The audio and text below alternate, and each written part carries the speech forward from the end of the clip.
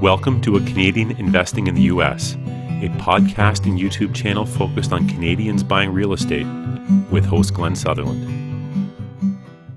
Welcome to a new episode of Canadian Investing in the U.S. with Glenn Sutherland. This week, my guest, or repeat guest, I should have wrote down all the episodes he's been on. I think he's been on more episodes than anybody else. I think 4 or 5 episodes if I went and looked it up. But Ali Ajami is our guest this week. Ali, you want to give everyone a bit of an introduction of who you are before we jump into this?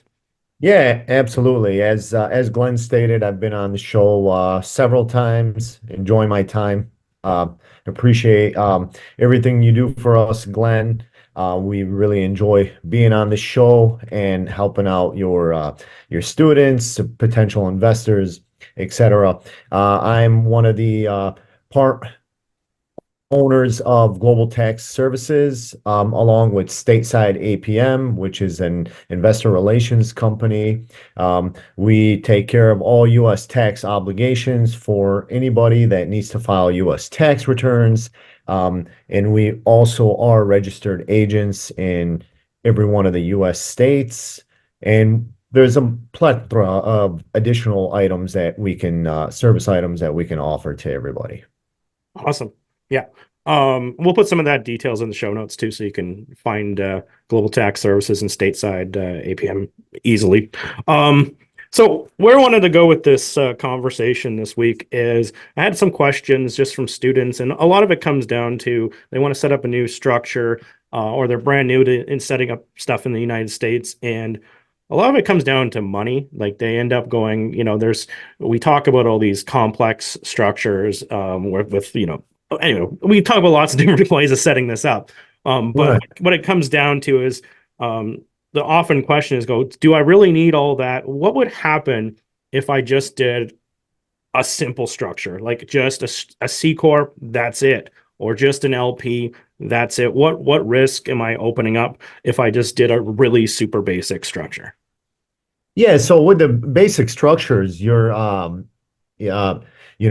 don't have the liability protection that you would have with the multiple tier structure, along with potential tax implications on both sides of the border, getting taxed at a higher rate, not having, and I always go back to not having enough liability protection for your actual properties. That's, one of the biggest thing. That's why we like to, evaluate what exactly is needed, your long-term, short-term goals, etc., and then put you in the proper, 2-tier, 3-tier type of structure.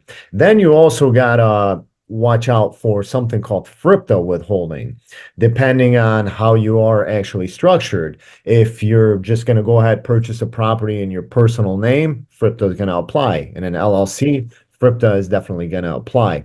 So with partnerships, corporations with multiple tiers, you will be exempt from FRIPTA. And you do not want to deal with FRIPTA because you're going to have to pay that money up front, and you're not going to see it at least for a year and a half. Okay. Making a profit or not making a profit on your property.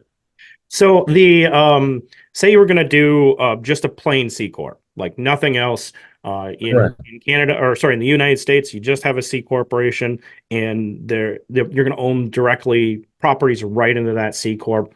What are there any problems with doing that? I have more free content. So if you're interested, I created a PDF guide and a video to go along with the PDF guide to complement it. And what the guide is all about is the 5 most common mistakes that Canadians make when investing in the United States.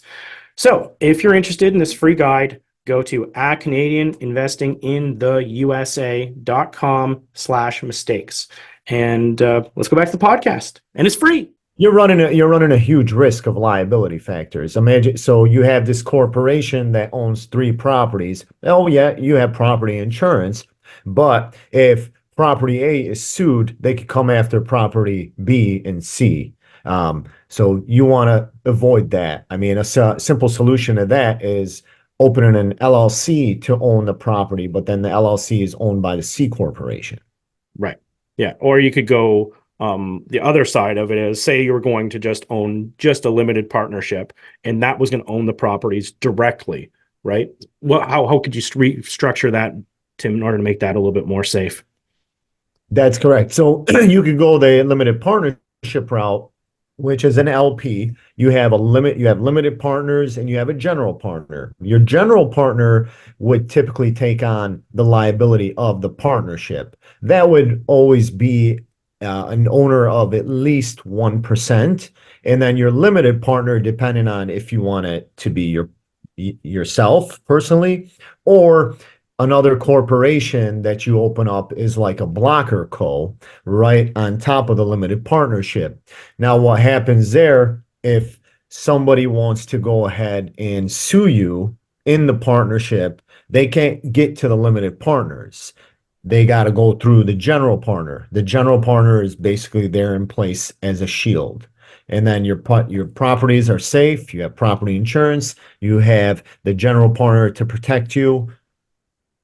Yeah. The rest is history.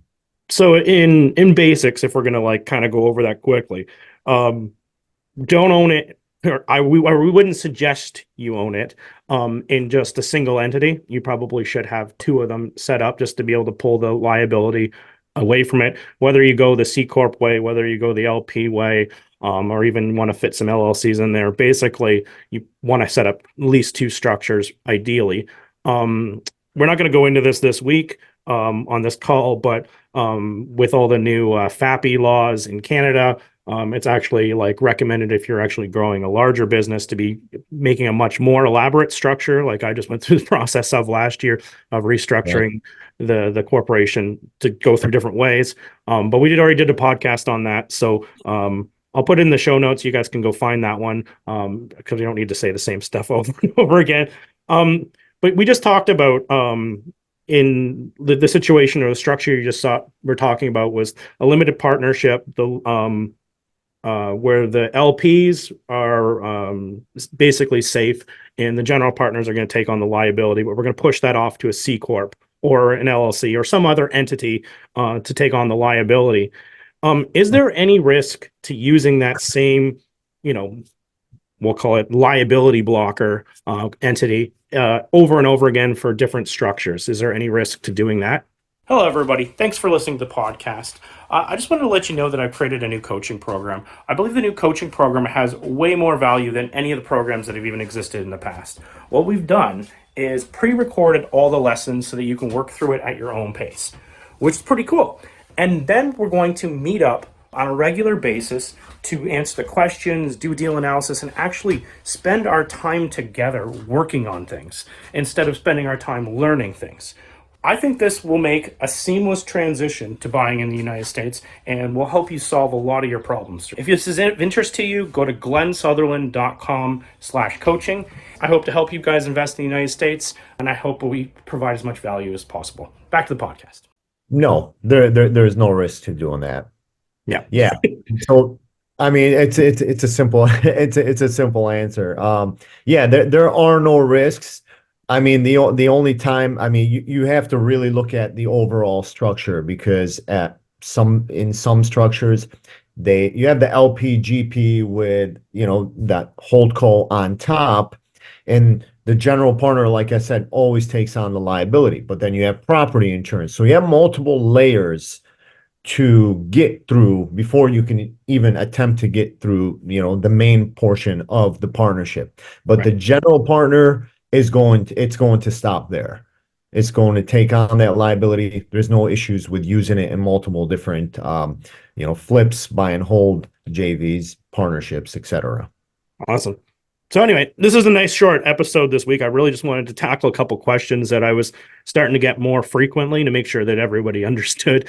And whenever I get these kind of questions, I'm like, yeah, I'm pretty sure I know the answer, but I want to bring in, I want to bring in someone who does this all day, every day, to answer these questions. So, Ali, if people wanted to find Global Tax Services or you guys, your online presence, where do they go to find you guys? Yeah, you guys can go to www.gtservicescpa.com. Go to our website. There's our email address right on that website. Shoot us an email, and we tend to get back to you within 12 to 24 hours. And then depending on what you would like, we offer 20-minute free consultations. and then we move forward from there. Perfect. Well, once again, like always, Ali, thanks for coming on the show. It was a little bit short, but a lot of value, and I think a lot of people who are thinking about some really, really simple structures might rethink maybe building it a little bit more elaborate. Absolutely. It's a big investment. You're coming into the States, you're investing in potential buy and holds, flips, etc. You want to make sure your structure is set up properly. You have the right liability protection, and then obviously we'll make sure you're in the right structure tax-wise as well. Awesome. Well, once again, thank you for coming on the show, Ali. Absolutely. Appreciate you, Glenn, like always. That was a nice video. Bye.